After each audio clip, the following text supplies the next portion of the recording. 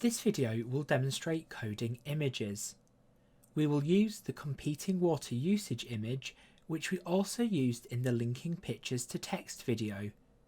This image can be found in the Area and Township folder in the Files area in Navigation view. I can code all or part of an image, as well as code the picture log.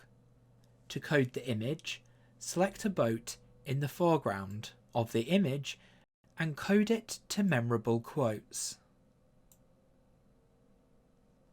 To code the picture log, select the text that describes the large waterfront homes and code the entire row.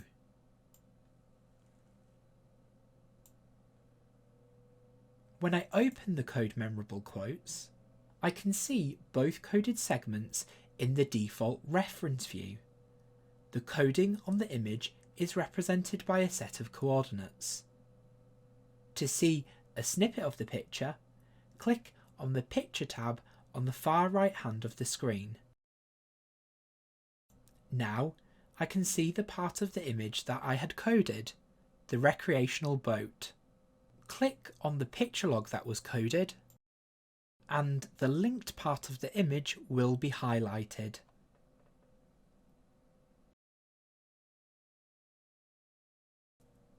You can code and uncode images using the right click as well.